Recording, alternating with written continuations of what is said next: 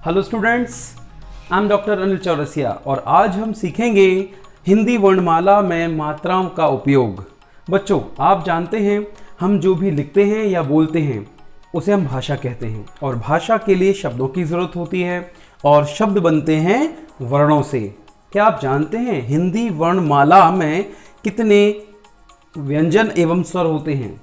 तो आइए बात करते हैं वर्णों की और फोकस करेंगे स्वर पर। ओके, तो देखिए हिंदी वर्णमाला में कुल 52 यानी 52 अक्षर होते हैं जिन्हें हम वर्ण कहते हैं और इन वर्णों को हम दो भागों में बांटते हैं जिन्हें हम स्वर एवं व्यंजन कहते हैं। आप देखिए यहाँ स्वर और ये व्यंजन। स्वर क्या है और व्यंजन क्या है? देखिए, व्यंजन शब्दों के उच्चारण में प्रमुख माध्यम है, लेकिन स्वरों के बिना व्यंजनों का उपयोग नहीं किया जा सकता।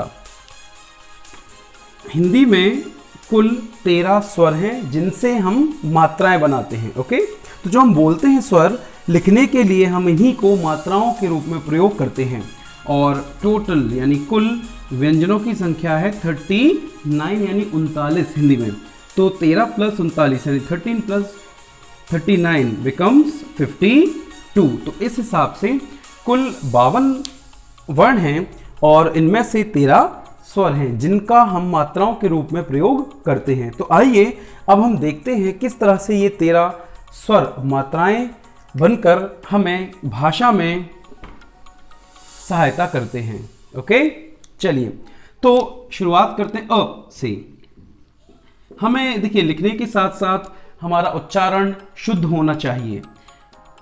कई लोग इसे अ पढ़ते हैं, ये आ नहीं है, ये अ है ना, ये ह्रस्व यानी छोटी मात्रा कहलाती है।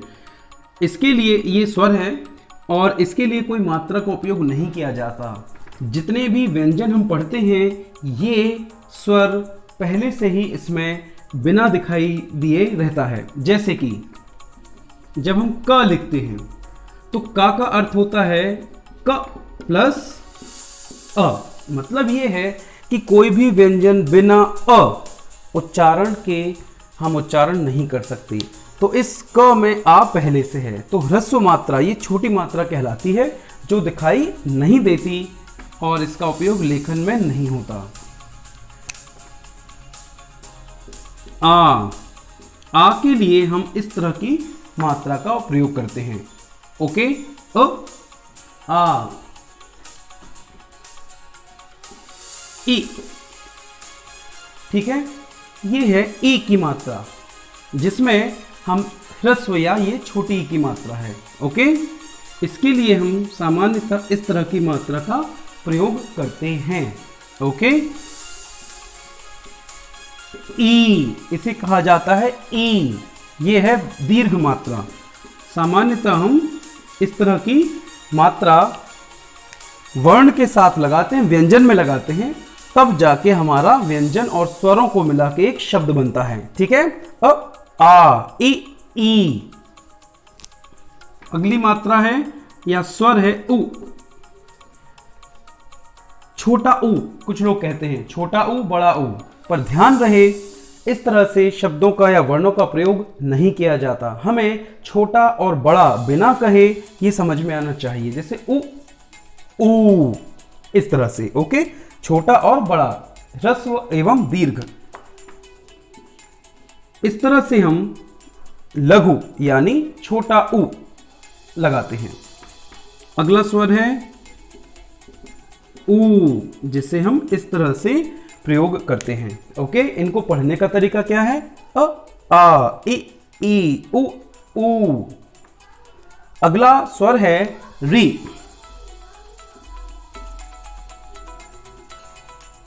इसके लिए हम कभी इस तरह की मात्रा का प्रयोग करते हैं। ओके, तो री जो है, वैसे तो हम रा में ई की मात्रा अगर लगा दें तो ये भी री कहलाता है और ये भी री है।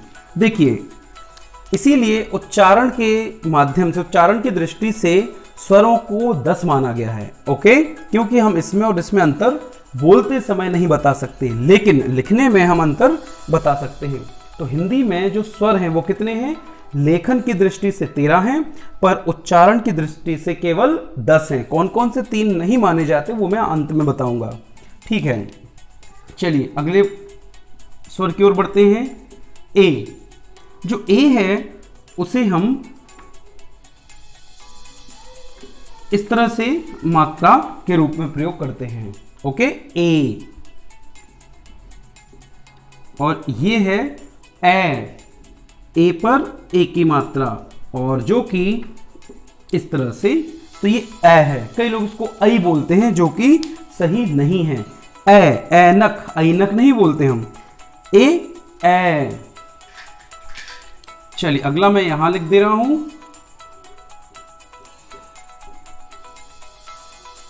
ओ। इसको हम किस तरह से लिखते हैं? इस तरह से हम मात्रा लगाते हैं, ओ। अगला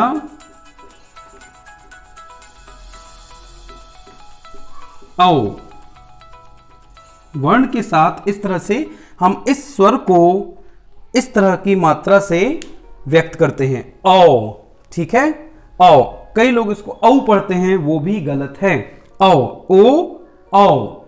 आपको नया तरीका सीखना होगा। छोटा ऊ, बड़ा ऊ, छोटा ई, बड़ा ई, ऐसे नहीं बोलना है। ई, ऊ। ओके, और अंत में जिसे हम सामान्यतः बिंदी के माध्यम से उपयोग करते हैं, और अंत में आता है आहा। तो जो कई सारे वर्णों के बाद हम विसर्ग, इसे विसर्ग कहा जाता है, और हम इस तरह की मात्रा लगाते हैं।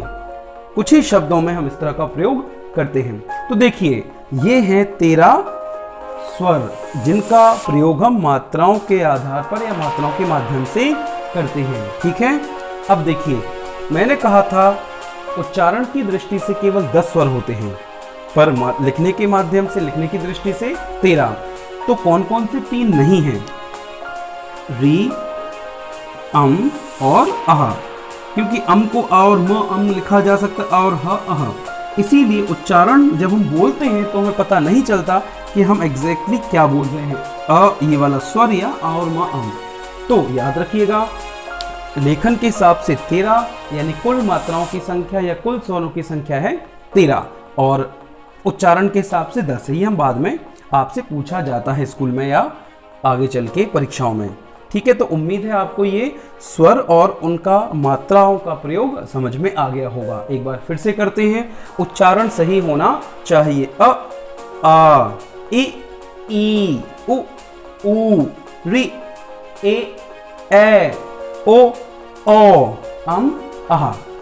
तो ये हैं 13 स्वर, और आप यहां देखेंगे, अ से अनार, आ से आम, ई से इमली, ई से ईख, उ से उल्लू, ऊ से ऊन, री ऋषि, ए एड़ी, ए ऐनक, ओ ओखली, औ औरत, अम अंगूर, और आहा से सामान्यतः शब्द नहीं बनता। जैसा मैंने बताया कि कई सारे वर्णों के साथ विसर्ग के रूप में प्रयोग होता है। जैसे कि हमें लिखना है दुख, तो ये जो विसर्ग है वो वहीं अह से आता है। ठीक है, तो सामान्यतः इससे कोई शब्द प्रारंभ नहीं होता, पर ये बीच में या अंत में आता है। ठीक है, केवल एक एक शब्द नहीं, हिंदी में हजारों शब्द हैं जो इन स्वरों से प्रारंभ होते हैं, और यही स्वर बीच में मात्राओं का रूप ले लेते हैं। तो बिना स्वरों के या मात्राओं के उपयोग के हम भाषा नहीं बोल सकते। बिल्कुल ऐसा ही कॉन्सेप्ट इंग्लिश में भी है, जो हम अगली वीडियो में आपको बताएंगे। ओके, तो उम्मीद है ये स्वर का ज्ञान आपको समझ में आया होगा। अब हम अगले वीडियो में बात करेंगे व्यंजनों की। आज के लिए इतना। आप ये स्वर और इन पर 5-5 शब्द लिखेंगे। ओके, उम्मीद है आपको ये समझ में आया होगा। Take care, see you in the next video. Thank you.